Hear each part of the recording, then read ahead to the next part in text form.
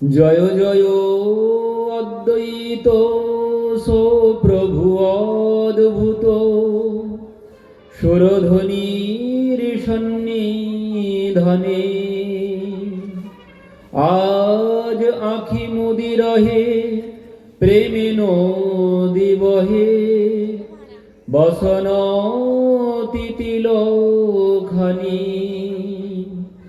নিজ প্রভু মনে ঘন গর্জনে ওঠে জোরে জোরে লম্ফ ডাকি বাহু তুলি কাঁদি ফুলি ফুলি দেহে যেন বিপরীত কম্প অদ্বৈত হুঙ্কারে সুরধ্বনির তীরে আইলা নাগর রাজ তাহার পীড়িতে আইলা তরিতে উদয় নদিয়ার মাঝ। তো আজ একটি বিশেষ তিথি, আপনারা জানেন আজ কি তিথি? আজ হচ্ছে অদ্বৈত প্রভুর আবির্ভাব তিথি, যার জন্যে আজ আমাদের এই অষ্টপ্রহর বলুন, নিশি প্রহর বলুন, 24 প্রহর বলুন, এই যে নাম সংকীর্তন যজ্ঞ হচ্ছে, আমরা করছি, দেশে দেশে যে নাম সংকীর্তন যজ্ঞ হচ্ছে, এই নাম সংকীর্তন যজ্ঞ আমরা পেয়েছি কিভাবে, কার জন্য পেয়েছি জানেন? এই নাম সংকীর্তন যজ্ঞ আমরা কার জন্য পেয়েছি? এই নাম সংকীর্তন যজ্ঞ যার জন্য আমরা পেয়েছি, আজ তার আবির্ভাব তিথি। তিনি হচ্ছেন আমাদের অদ্বৈত প্রভু, অদ্বৈত আচার্য প্রভু। অদ্বৈত আচার্য প্রভু কোথায় আছেন? পঞ্চতত্ত্বের একতত্ত্বীয় অদ্বৈত প্রভু। আর এই অদ্বৈত প্রভুর জন্যেই আমরা আজ এই নাম সংকীর্তন যজ্ঞ করতে পারছি। এই যে হরিনাম 16 নাম 32 অক্ষর, এই যে নাম আমরা পেয়েছি কোথায়? আমরা মহাপ্রভুকে পেয়েছি কোথায়? তিনি যদি না আনতেন আমরা তাকে পেতাম কোথায়? এই জন্য অদ্বৈত প্রভুর আর এক নাম হচ্ছে গৌরানা ঠাকুর। অদ্বৈত প্রভুর নাম হচ্ছে গৌরানা ঠাকুর। তার জন্যেই তিনি নামিয়ে এনেছেন, ওই যে বলছেন অদ্বৈত হুঙ্কারে সুরধ্বনির তীরে আইলা নাগর রাজ তাহার পীড়িতে আইলা তরিতে উদয় নদিয়ার মাঝ। মানে তিনি নামিয়ে এনেছেন, তাই তিনি এসেছেন। তিনি যদি না আনতেন তাহলে আমরা গৌরকে পেতাম কোথায়? তার কৃপাতে আমরা পেয়েছি, কিন্তু এই অদ্বৈত তত্ত্ব আমরা জানি না। কলির জীব অদ্বৈত তত্ত্ব জানে না। এই অদ্বৈত প্রভুকে অদ্বৈত আচার্য গোসাই সাক্ষাৎ ঈশ্বর, যাহার মহিমা নহে জীবের গোচর। এই অদ্বৈত প্রভুকে অদ্বৈত আচার্য গোসাই সাক্ষাৎ ঈশ্বর, যাহার মহিমা নহে জীবের গোচর। অদ্বৈত প্রভুর মহিমা জানি না আমরা। আজ যে অদ্বৈত সপ্তমী ব্রত, কয়জন জানি? কয়জন ব্রত করেছি আমরা জানি না। আর এই অদ্বৈত প্রভু না হলে আজ আমরা এই নাম সংকীর্তন যজ্ঞ, আজ যে আমরা এত সহজ সুবিধা, সহজ সরল পথ পেয়েছি, আজ আমরা উদ্ধারের যে সহজ সরল পথ পেয়েছি, আজ আমরা ভগবানকে পাওয়ার যে সহজ সরল পথ পেয়ে গেছি, সেটি কার জন্যে? সেটি এই অদ্বৈত প্রভুর জন্যে। এই অদ্বৈত প্রভু যদি তাকে নামিয়ে না আনতেন, আমরা কিছুতেই তাকে পেতাম না। আর তিনি যদি না আসতেন, আজ এই কলিযুগের জীব কিছুতেই উদ্ধার পেত না। এই অদ্বৈত প্রভুর করুণা দেখুন, এই অদ্বৈত প্রভুর দয়া দেখুন। এই অদ্বৈত প্রভু তিনি করুণা করে প্রভুকে নামিয়ে এনেছেন। সেই গোলক বিহারীকে তিনি নামিয়ে এনেছেন, তাই আমরা পেয়েছি। কি বলছেন দেখুন, কলি ঘোর তিমিরে গরসল জগ জন, ধর্ম কর্ম রহু দূর, অসাধনে চিন্ত্যমণি বিধি মিলাইল আনি, আমার গোরা বড় দয়ার ঠাকুর। কলি ঘোর তিমিরে গরাসল জগ জন, ধর্ম কর্ম রহু দূর। ধর্মকর্ম অনেক দূরের ব্যাপার। এখন কলির যে অবস্থা, কলির প্রভাবে কি বলছেন, ধর্ম কর্ম লোক সব এই মাত্র করে, মঙ্গল চণ্ডীর গীত করে জাগরণে, জীবা চক্রবর্তী ভট্টাচার্য সব তাহারাও না জানাই গ্রন্থে অনুভব। ধর্মের আসল ব্যাখ্যা যারা চক্রবর্তী ভট্টাচার্য তারাও জানেন না। এই অদ্বৈত প্রভু কে ছিলেন? জয় জয় অদ্বৈত সো প্রভু অদ্ভুত। এই প্রভুকে অদ্ভুত বলা হয়। জয় জয় অদ্বৈত সো প্রভু অদ্ভুত। ইনি অদ্ভুত, অদ্ভুত প্রভু। কেন অদ্ভুত বলা হয়? এনাকে অদ্ভুত এই জন্যে বলা হয়, কলির জীবের যে দুরবস্থা, সেই কলির জীবের দুরবস্থা দেখে তিনি সহ্য করতে পারলেন না। কলির জীবের অবস্থা কেমন ছিল? এখনো তো ছিল, কি আছে, বর্তমানেও চলছে। কলিযুগের অবস্থা কেমন ইনি অনেক আগে দর্শন করেছেন। এই কলিযুগ আসার আগে দর্শন করেছেন যে কলির প্রভাবে জীবের অবস্থা কেমন হবে। কি বলছেন? বিষয়ে সকল মত্য নাই কৃষ্ণ নাম তত্ত্ব, ভক্তি শূন্য হইল অবনী। কি বললেন? বিষয়ে সকল মত্য নাই কৃষ্ণ নাম তত্ত্ব, ভক্তি শূন্য হইল অবনী। কলিকাল সর্প বিষে দগ্ধ জীব মিথ্যা রসে, না জনয়ে কেবাসে আপনি। আমি জানি, কলির জীব জানে আমি কে, আমি কে, কে আমার, কেন যারে তাপত্রয়। ওই মহাপ্রভুকে জিজ্ঞাসা করলেন সনাতন গোস্বামী, আমি কে, কে আমার, কেন যারে তাপত্রয়। বলছেন আমি কে প্রভু, আর আমার কে, আর আমি কেন এই সংসারে ত্রিতাপে জ্বলে পুড়ে ছারকার হচ্ছে। আমি কে, আমার পরিচয় কি, আমি কোথা থেকে এসেছি, আমি কি জন্য এসেছি, আমাকে যেতে হবে কোথায়, জানি? কেউ জানি না। কি বলছেন? বিষয়ে সকল মত্ত, সবাই বিষয়ের মধ্যে মত্ত, সবাই ডুবে আছি আমরা। কলির জীব সবাই বিষয়ের মধ্যে ডুবে আছি। বিষয় কি? বিষয় কি? কলি জীব আমরা সবাই রূপ রস গন্ধ শব্দ স্পর্শ, এই হচ্ছে বিষয়। রূপ রস গন্ধ শব্দ আর স্পর্শ, এই পাঁচ বিষয়। আর সবাই এর মধ্যেই ডুবে আছে, আর অন্য কোনো দিকে কারোর লক্ষ্য নেই। এই পাঁচ দিকেই সবাই লক্ষ্য, মানে যে যেদিকে যাই না কেন, রূপ রস গন্ধ শব্দ আর স্পর্শ সুখ, এই পাঁচ সুখের পিছনে কলির জীব সবাই ছুটে মরছে। তার ভাবার সময় নেই যে আমি কে, আর আমি কোথা থেকে এসেছি, আমাকে কোথায় যেতে হবে। তার লক্ষ্য এখন এই রূপ রস গন্ধ শব্দ স্পর্শ, এই ছাড়া আর কোনো লক্ষ্য নেই। কলির জীবের সম্মুখে অন্য কোনো লক্ষ্য নেই।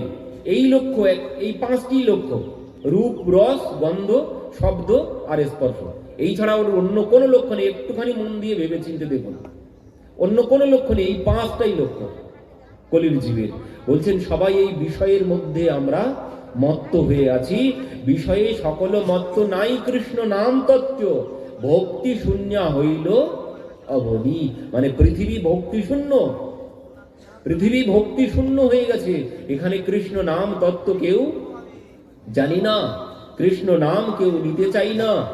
কলিকাল সর্প বিষে দগ্ধ জীব মিথ্যা রসে, কলিকাল সর্প বিষে দগ্ধ জীব মিথ্যা রসে, না জানয়ে কেবাসে আপনি। বলছেন কলিকাল সর্প বিষে, এই কলি, এই কলির প্রভাবে জীব জর্জরিত, কলির বিষে সবাই জর্জরিত। আমরা সবাই ভুলে গেছি কলির প্রভাবে যে আমি কে, আর কে আমার, আমি কোথা থেকে এসেছি, আর আমাকে কোথায় যেতে হবে। এই সমস্ত কারোর কোনো চিন্তা ভাবনা নেই। সবার এখন লক্ষ্য কি হয়েছে? সবার লক্ষ্য ওই বিষয়ে, সবাই মত্ত, কারো কোনো দিকে কোনো চিন্তা ভাবনা নেই। মনে হচ্ছে তো এই বেশ ভালো আছে, মনে হচ্ছে এই বেশ ভালো আছি, গাড়ি বাড়ি অর্থ সম্পদ নিয়ে এই তো বেশ ভালো আছি। ওসব কি?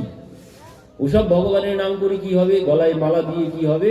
আর যদি করতে হয় তো বুড়ো বয়সের দিকে একটু দেখা যাবে। এখন কি? এখন ওসব করার সময় হয়নি। কাউকে বললে আবার বলে ও এখন সময় হয়নি। ও হবে কখন?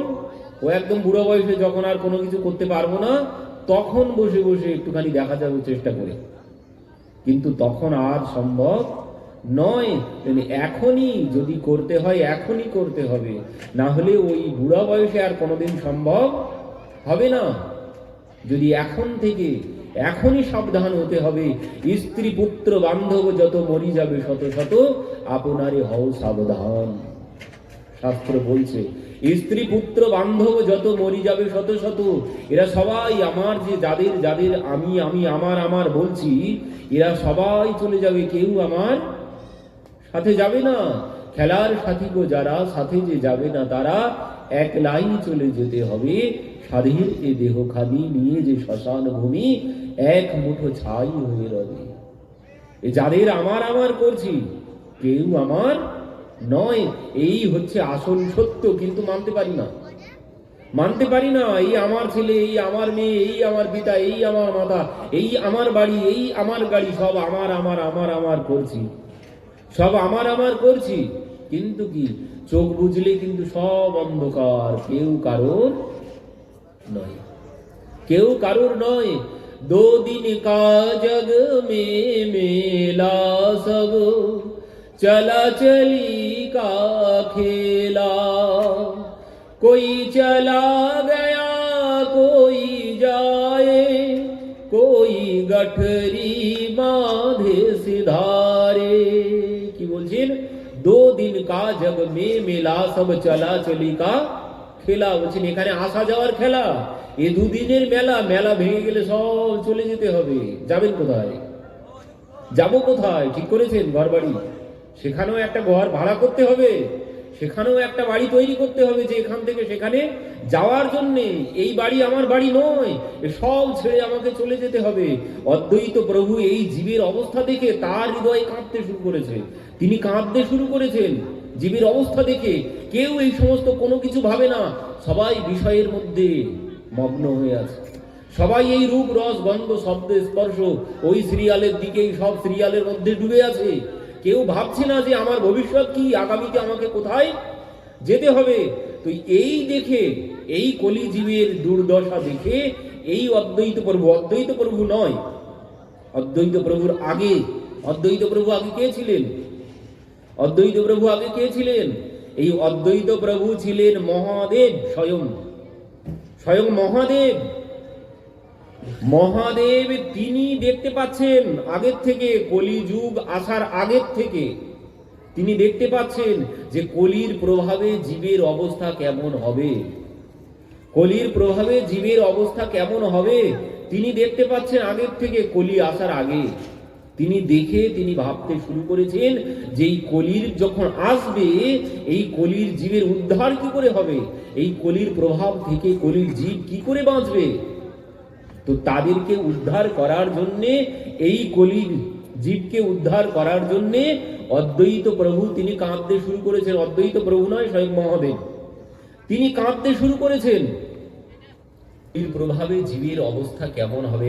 আজ যে আমাদের এই অবস্থা, মহাদেব তিনি দর্শন করেছেন, দর্শন করে তিনি কাঁদতে শুরু করেছেন যে এই কলির দুরবস্থা দেখে, কলির জীবের অবস্থা দেখে। তো সেই মহাদেব কি করেছেন? মহাদেব মানে সদাশিব, সদাশিবকে, সদাশিব হচ্ছে যিনি পাঁচ মাথা, পঞ্চানন, যাকে আমরা পঞ্চানন বলি, তিনি হচ্ছেন সদাশিব। তো সেই পঞ্চানন এই কলির জীবের দুরবস্থা দেখে তিনি তপস্যা করতে শুরু করলেন। কি জন্য তপস্যা করছেন? কলির জীবের উদ্ধারের জন্য তিনি তপস্যা করতে শুরু করেছেন। কলির জীব উদ্ধার কি করে পাবে? তো সেই পঞ্চানন তিনি তপস্যা করলেন কতদিন? 700 বছর তপস্যা করেছেন। কি জন্যে? আমাদেরকে উদ্ধার করার জন্য, আমাদেরকে উদ্ধারের পথ বার করার জন্য। কলির জীবের উদ্ধার হবে কোন পথে, সেই পথ বার করার জন্য মহাদেব 700 বৎসর ধরে তপস্যা করেছেন। তারপর কি হয়েছে, তারপর মহাবিষ্ণু এই তপস্যায় সন্তুষ্ট হয়ে মহাবিষ্ণু তিনি এসেছেন মহাদেবের কাছে, এসে বলছেন তোমার তপস্যায় আমি বড় সন্তুষ্ট হয়েছি, আমিও চিন্তিত যে এই কলির জীব উদ্ধার কি করে পাবে। তো সেইখানে তারা দুইজন কি করলেন, মহাবিষ্ণু তিনি মহাদেবকে জড়িয়ে ধরলেন, মানে আনন্দ পেয়ে মহাবিষ্ণু মহাদেবকে জড়িয়ে ধরেছেন। কি জন্য আনন্দ পেয়েছে, তিনি এই কলির জীবকে উদ্ধারের জন্য পথ খুঁজছেন, তার জন্য তিনি তপস্যা করেছেন, তো তিনি কলির জীবের উদ্ধার চান। তো সেই জন্য মহাবিষ্ণু অত্যন্ত প্রসন্ন হয়েছেন মহাদেবের এই তপস্যা দেখে। তো সেই জন্য মহাবিষ্ণু কি করেছেন, সেই মহাদেবকে গিয়ে জড়িয়ে ধরেছেন, আমি তোমার তপস্যায় বড় সন্তুষ্ট হয়েছি। তো সেইখান থেকে কি হলো দেখুন, সেই মহাদেব আর মহাবিষ্ণু দুইজন এক হয়ে গেলেন, দুইজন এক হয়ে গেছেন, দুইজন এক হয়ে এই কলিযুগে অদ্বৈত প্রভু রূপে আবির্ভূত হয়েছেন এই কলির জীবকে উদ্ধার করার জন্য। বলুন অদ্বৈত প্রভু কি জয়। তো এই অদ্বৈত প্রভু তাহলে কে, এই অদ্বৈত প্রভু আর কেউ না, স্বয়ং মহাদেব আর মহাবিষ্ণু দুইজনা একসাথে অদ্বৈত প্রভু রূপে এই কলিযুগে অবতীর্ণ হয়েছেন। কিসের জন্যে, আমাদেরকে উদ্ধার করার জন্যে। তো তখন অদ্বৈত প্রভু যখন এসেছেন, এসে যখন দেখছেন, এখান থেকে 600 বৎসর আগের কথা, এখান থেকে 600 বৎসর আগের কথা, অদ্বৈত প্রভু এসে দেখছেন যে কলির জীবের অবস্থা কি হয়েছে, এখানে ধর্মকর্ম কোনো কিছু নেই। কি বলছেন, ধর্মকর্ম লোক সব এই মাত্র করে, মঙ্গল চণ্ডীর গীত করে জাগরণে, যেবা চক্রবর্তী ভট্টাচার্য সব, তাহারাও না জানায় গ্রন্থিও অনুভব। বলছেন যে সমস্ত চক্রবর্তী ভট্টাচার্য ছিলেন এখান থেকে 600 বছর আগে, তারাও গ্রন্থের কথা কোনো কিছু জানেন না। তারা কি প্রচার করেছিল এখান থেকে 600 বছর আগে, ধর্ম কি ছিল, এই সমস্ত কোনো কিছু ছিল না। কিন্তু এই ভাগবত পাঠ বলুন আর এই নামযজ্ঞ বলুন, এসব কিন্তু কোনো কিছু ছিল না। তখন কি ছিল, তখন ছিল মায়ের পূজা। ওই চক্রবর্তী ভট্টাচার্য ব্রাহ্মণরা তারা প্রচার করেছিল মায়ের পূজা করো, এটাই হচ্ছে ধর্ম, আর মায়ের সম্মুখে বড় বড় ছাগল ভেড়া আনো, এনে ওগুলোকে বলি দাও, দিয়ে এইগুলো মায়ের প্রসাদ, এইগুলো খাও, এই ধর্ম ছিল। তো এই অবস্থা দেখে মহাদেব তিনি তো কেঁদেছেন, কেঁদে পরবর্তীতে অদ্বৈত প্রভু রূপে এসেছেন। অদ্বৈত প্রভু রূপে এসে তিনি যখন এই অবস্থা দেখছেন কলির জীবের, তখন তিনি বলছেন, মোর প্রভু আসি যদি করয়ে অবতার, তাহা হইলে হয় এসব জীবের উদ্ধার। অদ্বৈত প্রভু কি বলছেন এবার, বলছেন মোর প্রভু আসি যদি করয়ে অবতার, তাহা হইলে হয় এসব জীবের উদ্ধার। মানে কলির জীবের উদ্ধার কি করে হবে, বলছেন আমার প্রভু যদি আসে এখানে, আমার দ্বারা সম্ভব নয় এই কলির জীবকে উদ্ধার করা। এতদিন কে করেছে, ওই যে গীতার বাণী আমরা শ্রবণ করি, যদা যদা হি ধর্মস্ব গ্লানির্ভবতি ভারত অয়্যুত্থানম যধর্মস্ব তদাত্মানম সৃজাম্যহম পরিত্রাণায় সাধূনাং বিনাশায় চ দুষ্কৃতম ধর্ম সংস্থাপনার্থায় সম্ভবামি যুগে যুগে। কে বলেছেন, ওই মহাবিষ্ণু। ওই মহাবিষ্ণু বলেছেন এই কথা, যে পরিত্রাণায় সাধুনা বিনাশায় চ দুষ্কৃতম, দুষ্কৃতকারীদেরকে বিনাশ করার জন্যে, আমি আমার সাধু সন্তকে লালন পালন করার জন্যে, দুষ্কৃতকারীর বিনাশের জন্যে আমি যুগে যুগে অবতীর্ণ হই আর হব। তো তিনি যুগে যুগে অবতীর্ণ হয়ে সাধু সন্তকে রক্ষা করেন, অসাধুকে বিনাশ করেন। তিনি কে, তিনি হচ্ছেন মহাবিষ্ণু। সেই মহাবিষ্ণু এসেছেন আর মহাবিষ্ণু আর মহাদেব, তারাই দুইজন কিন্তু এসেছে। যে মহাবিষ্ণু এতদিন সমস্ত দায়িত্ব পালন করেছেন, তো সেই মহাবিষ্ণু আর মহাদেব তারা দুইজন অদ্বৈত প্রভু রূপে এসেছেন, এসে এখন বলছেন আমার দ্বারা সম্ভব নয়। রাম, পরশুরাম, বামন আদি যত রূপ কে ধারণ করেছে? ওই মহাবিষ্ণু। তো তিনি এতদিন কার্য করেছেন অবতার গ্রহণ করে, কিন্তু কলি যুগে এসে তিনি বলছেন আমার দ্বারা সম্ভব নয় এই কলি জীবকে উদ্ধার করা। কলির জীবের যে দুরবস্থা, এদেরকে উদ্ধার আমি করতে পারবো না। কেন? বিনাশায় চ দুষ্কৃতম। তার কাজ কি? তিনি দুষ্কৃতকারীকে বিনাশ করতে পারেন। মহাবিষ্ণু তিনি মানে দুষ্কৃতকারীকে বিনাশ করেন আর সাধু সন্তকে পালন করেন। তো করো, তুমি তো এসেছো কলিযুগে, এতদিন তো তুমিই করেছো এই কাজ, জগতের পালন করেছো, সাধু সন্তের পালন করেছো, দুষ্কৃতকারীর বিনাশ করেছো, তো এখন করো কলিযুগে। তো সেই মহাবিষ্ণু কি বলছেন? সেই মহাবিষ্ণু বলছেন, দেখুন আমার কাজ যদি আমি করি, আমার কি কাজ? বিনাশায় চ দুষ্কৃতম, আমি দুষ্কৃতকারীকে বিনাশ করি। তো আমার কাজ যদি আমি কলিযুগে এখন করতে শুরু করি, তাহলে কি হবে? আমি যদি আমার কাজ এই কলিযুগে করি, তাহলে কি হবে বলুন তো? বুঝতে পেরেছেন কেউ কিছু? সেই মহাবিষ্ণু বলছেন, মোর প্রভু আসি যদি করে অবতার, তাহা হইলে হয় এসব জীবের উদ্ধার। তিনি তার এতদিন যিনি করেছেন, এতদিন যিনি পালন করেছেন, দুষ্টের দমন করেছেন, গো ব্রাহ্মণকে রক্ষা করেছেন, তিনি বলছেন এখন আমি আর পারবো না এই কলিযুগে। কেন পারবো না? বলছেন আমার যে কাজ দুষ্কৃতকারীকে বিনাশ করা, সেই কাজ যদি আমি এখন করি, তাহলে কি হবে? তাহলে কি হবে? আমি যদি এখন বিনাশ করার জন্য সুদর্শন চক্র ধরি, আমি যদি এখন বিনাশ করতে যাই, দুষ্টের বিনাশ করতে শুরু করি, বলছেন কেউ থাকবে না, কেউ থাকবে না। এখানে কলির প্রভাবে বলছেন সব দুষ্টই দুষ্ট, এখানে সব দুষ্ট। আমি যদি এখন বিনাশ করতে বসি, এখানে একটাও থাকবে না। সেই কি বলে একটা কথা আছে না, ঠক বাজতে গাঁও ঝড়, কথা আছে না একটা, ঠক বাজতে গাঁও ঝড়। বলছেন এখানে আমি যদি এখন বিনাশ কার্য শুরু করি, আমার আগে কয়জন ছিল? আগে তিনি বিনাশ করেছেন যখন জরাসন্ধ ছিল, শিশুপাল ছিল, রাবণ ছিল, কুম্ভকর্ণ ছিল, মানে দুষ্টের তখন গণনা করে বলা যেত যে এই কয়জন দুষ্ট ছিল, এই কয়জন দুষ্ট ছিল, তাদেরকে তিনি সংহার করেছেন। কিন্তু এখন বলা যাবে না যে এই কয়জন দুষ্ট, যে এখন সব দুষ্ট, কলিযুগে সব দুষ্ট। এখানে কেউ সাধু সন্ত নেই, কলির প্রভাবে সাধু সন্ত থাকা বড় কঠিন। এখানে বলছেন এখন এখানে যা আছে সব দুষ্ট। তো আমি যদি এখন বিনাশ করতে শুরু করি, একটা কেউ থাকবে না, একটাও থাকবে না, সব শেষ হয়ে যাবে, জনশূন্য হয়ে যাবে পৃথিবী। তো এই জন্য অদ্বৈত প্রভু বলছেন আমি পারবো না, আমার দ্বারা সম্ভব নয়।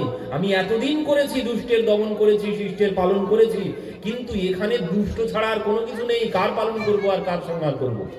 তো এই জন্য অদ্বৈত প্রভু বলছেন আমার প্রভু যদি আসে, আমার প্রভু যদি এসে এই সমস্ত দুষ্কৃতকারীকে ভালো পথে আনতে পারে, আমার দ্বারা সম্ভব নয়। তো সেই জন্য সেই অদ্বৈত প্রভু তিনি কি করলেন?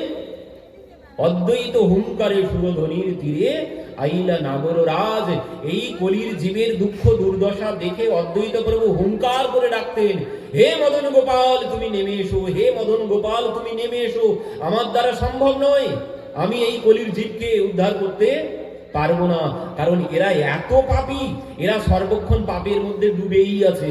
মাছ যেমন জল ছাড়া বাঁচে না, মাছ যেমন জল ছাড়া বাঁচে না, কলির জীব পাপ ছাড়া বাঁচে না, কলির জীব পাপ ছাড়া বাঁচবে না।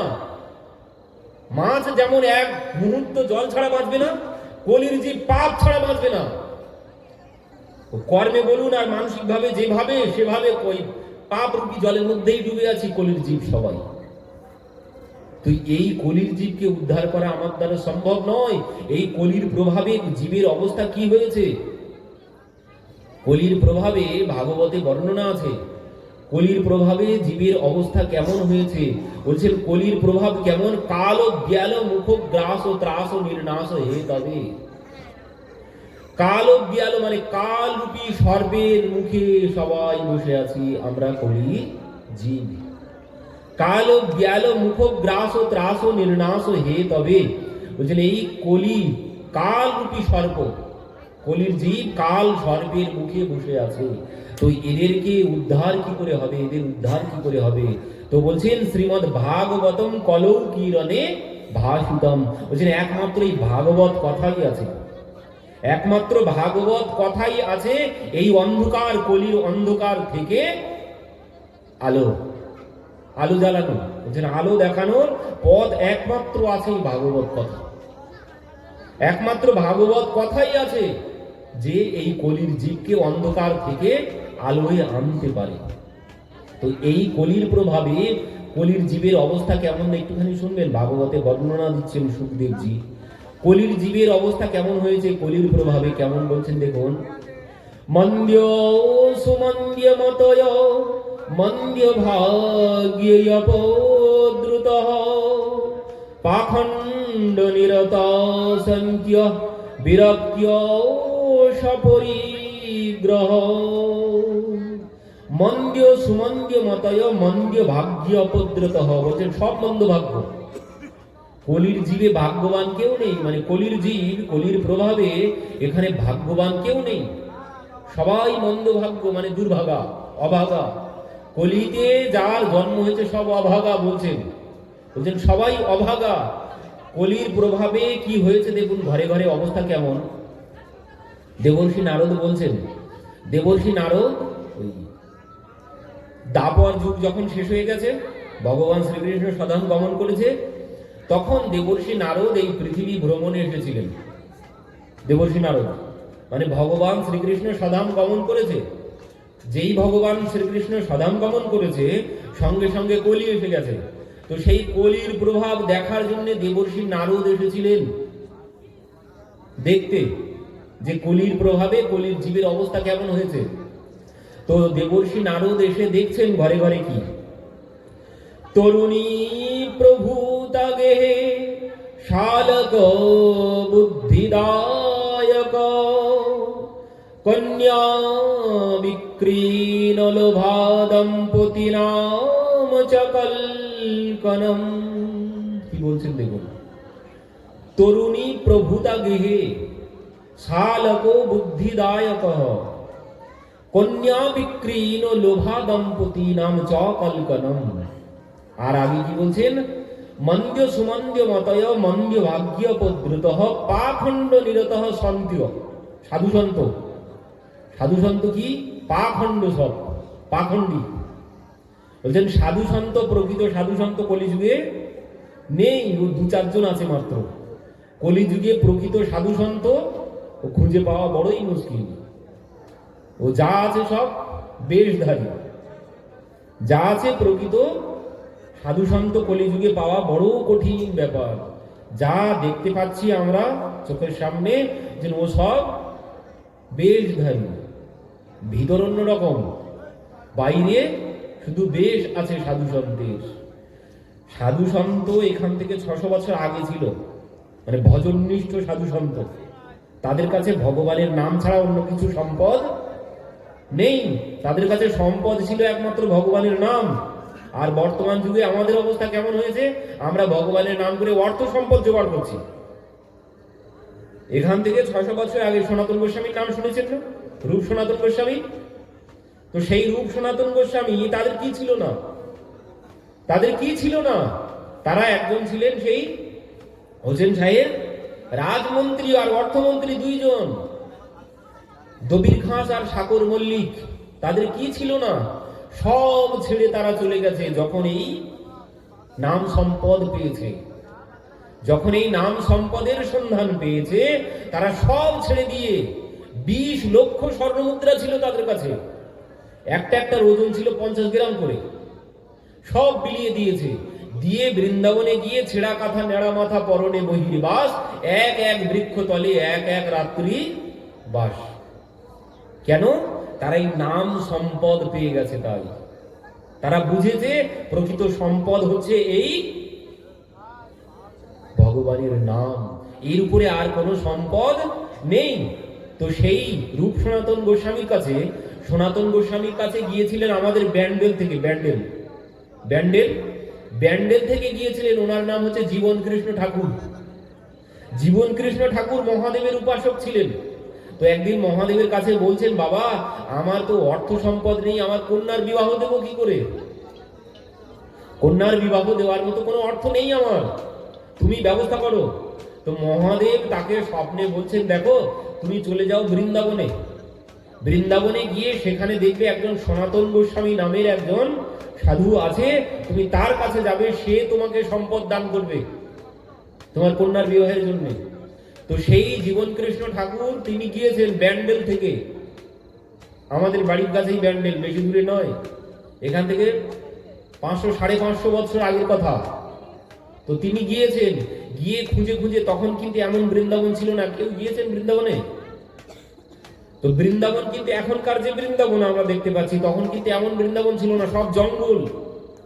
তো সেই জঙ্গলের মধ্যে তিনি খুঁজে খুঁজে খুঁজে খুঁজে খুঁজে খুঁজে বার করেছেন রাধাকুণ্ডের তটে, বনের মধ্যে। সেখানে খুঁজে খুঁজে তিনি বার করেছেন ওই সনাতন গোস্বামীকে। যে আপনি কি সনাতন গোস্বামী? যে হ্যাঁ। আপনি কে? বলছেন কাশী বিশ্বনাথ আমাকে পাঠিয়েছে। কেন? যে আমি আমার কন্যার বিবাহ দিতে পারছি না। তো কাশী বিশ্বনাথ বলেছে আপনার কাছে নাকি অনেক সম্পদ আছে, সেই সম্পদ নেওয়ার জন্য আমি এসেছি আপনার কাছে, আপনি আমাকে সম্পদ দান করুন, আমি আমার কন্যার বিবাহ দেব। সনাতন গোস্বামী বলছেন আমার কাছে সম্পদ কোথা থেকে এলো? আমি তো সব দান করে দিয়ে এসেছি, আমার আর কোনো কিছু নেই। আমার এখন ছেঁড়া কাঁথা নেড়া মাথা পরনে বহির্বাস, এক এক বৃক্ষ তলে এক এক রাত্রিবাস, এক এক গাছের তলায় এক এক দিন করে, মানে একটি গাছের তলায় 2 দিনও থাকেন না। এই হচ্ছে সাধু সন্ত। একটি গাছের তলায় 2 দিন থাকবে না, একটি গাছের তলায় 1 দিনই থাকবে। তো আমার কাছে সম্পদ কোথা থেকে এলো? তো বলছেন না, কাশী বিশ্বনাথ বলেছে। তো সনাতন গোস্বামী এবার একটু ভাবতে শুরু করেছেন, কাশী বিশ্বনাথ তো কোনো মিথ্যা কথা বলবে না, মহাদেব মিথ্যা কথা বলবে? তিনি তো মিথ্যা কথা বলবেন না, সম্পদ আমার কাছে কোথা থেকে এলো? তো তিনি ভাবতে শুরু করেছেন, ভাবতে ভাবতে মনে পড়েছে আমি সেদিন স্নান করতে গিয়েছিলাম যমুনাতে। তো স্নান করতে গিয়ে একটা পরশ মণি পেয়েছিলাম। কাশী বিশ্বনাথ এই কথাই বলেছে। তো চলে যাও অমুক জায়গায় অমুক ঘাটে, পাশে দেখবে একটা ঝোপ আছে, ওই ঝোপের মধ্যে একটা পরশমণি আছে। তো তুমি ওই পরশমণিটা নিয়ে চলে যেও। পরশমণি কি করে বলুন তো? পরশমণি সোনাতে ছোঁয়ালে, মানে লোহাতে ছোঁয়ালে সোনা হয়ে যায়। তো এই পরশমণি তিনি ঝোপের মধ্যে ফেলে রেখেছেন। তো তুমি যাও ওটা নিয়ে এসো। তো জীবন কৃষ্ণ ঠাকুর ভাবছেন তাহলে সম্পদ আমি পেয়ে গেছি। তো তিনি সেই ঘাটে গিয়েছেন, গিয়ে খুঁজে খুঁজে সেই পরশমণি বার করেছেন। পরশমণি বার করে আনন্দের তো আর শেষ নেই। পরশমণি পেয়ে গেছে, আমার মতো ধনবান আর জগতে কেউ নেই। সমস্ত লোহা সব সোনা হয়ে যাবে, মানে ছোঁয়ানোর সাথে সাথে পরশমণি। তো পেয়ে তো খুব আনন্দ করছেন। এবার আনন্দ পেয়ে তিনি যখন চলে আসছেন পরশমণি নিয়ে, এবার পরশমণি নিয়ে যখন চলে আসছেন, তখন ভাবছেন আমি যে এই পরশমণি নিয়ে এলাম, যিনি আমাকে দিলেন এই পরশমণি, তো তিনি এর থেকেও বড় সম্পদ যদি না পান, তাহলে পরশমণি ফেলে রেখেছেন। মানে এই পরশমণির থেকেও মূল্যবান সম্পদ তার কাছে আছে, না হলে পরশমণিকে কোনো মূল্য দিচ্ছে না। মানে কি হয়, যখন আমার একটা কোনো কিছু নিয়ে একটা সাইকেল আছে, খুব যত্ন করবো তখন, কিন্তু দেখা গেল একটা বাইক কিনে ফেলেছি, তখন আর ও সাইকেলের কোনো যত্ন থাকবে না। মানে ওর থেকে ভালো জিনিস আমি পেয়ে গেছি, সাইকেলের আর আমার কোনো মূল্য নেই, বাইক আমি পেয়ে গেছি। এবার যদি কেউ 4 চাকা পেয়ে যায়, তার কাছে বাইকটারও কোনো মূল্য থাকে না। তো ইনিও ঠিক তেমন, সাংসারিক জীবের এটাই ভাবনা, ইনিও তেমন ভাবছেন। উনি যখন পরশমণি ফেলে রেখেছে, মানে এর থেকেও মূল্যবান কোনো কিছু বিষয় ওনার কাছে আছে। তো যাই একবার শুনে আসি, এর থেকেও কি মূল্যবান বিষয় ওনার কাছে আছে। তো উনি চলে আসছিলেন, কিন্তু পুনরায় আবার ওনার কাছে সনাতন গোস্বামীর কাছে গিয়েছেন, গিয়ে বলছেন কম ধনে হইয়া ধনী মণি রে না মানমণি। বলছেন আপনি কম ধনে ধনবান হয়েছেন, যে পরশমণিকে পরশমণি বলে মানছেন না, ঝোপের মধ্যে ফেলে রেখেছেন। তখন সনাতন গোস্বামী কি বলছেন, সেই সম্পদ আপনি কি চান? সেই সম্পদ নিতে চান? বলছেন হ্যাঁ। মানে আমাদের জীবের যা অবস্থা, আমাদের যত হয় তাতে মন ভরে না, আরো বেশি হলে ভালো হয়, আরো বেশি হলে ভালো হয়। তো তিনিও ভাবছেন যদি এর থেকেও মূল্যবান কোনো কিছু পাই আরো ভালো হবে। তো বলছেন হ্যাঁ চাই। তো বললেন তাহলে এক কাজ করুন, এটা নিয়ে আপনি চলে যান, যেখানে পেয়েছেন ওখানে চলে যান, ওখানে গিয়ে যমুনার জলে ফেলে দিয়ে, এই পরশমণিটা যমুনার জলে ফেলে দিয়ে, যমুনার জলে ডুব দিয়ে আপনি আমার কাছে আসুন, আপনাকে আমি ওই পরশমণির থেকেও মূল্যবান সম্পদ দান করব। তো ইনি তো মন চাইছে না, তবুও ভাবছেন এর থেকেও মূল্যবান সম্পদ পাবো, পরশমণির থেকেও মূল্যবান সম্পদ পাবো। তো এই জন্যে তিনি এই আশাতে কি করেছেন, সেই যমুনায় গিয়েছেন, গিয়ে সেই পরশমণি যমুনাতে ফেলেও দিয়েছেন, দিয়ে যমুনায় ডুব দিয়েছেন, দিয়ে তিনি এসেছেন সনাতন গোস্বামীর কাছে। এসে বলছেন আমি তো পরশমণি ফেলে দিয়েছি, এবার আপনি আমাকে ওর থেকেও মূল্যবান সম্পদ দান করুন। তখন সনাতন গোস্বামী কি করলেন, তাকে কাছে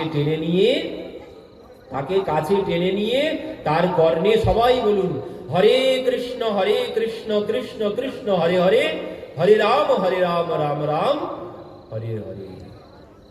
এই হচ্ছে মহামন্ত্র। হরিনাম মহানিধি মন্ত্র। এই মহামন্ত্র নয়, আমরা অনেকে বলি মহামন্ত্র, মহামন্ত্র নয়, মহানিধি মন্ত্র। মানে মহামন্ত্রের থেকেও বড় এই মহানিধি মন্ত্র, এর থেকে বড় আর কোনো সম্পদ নেই।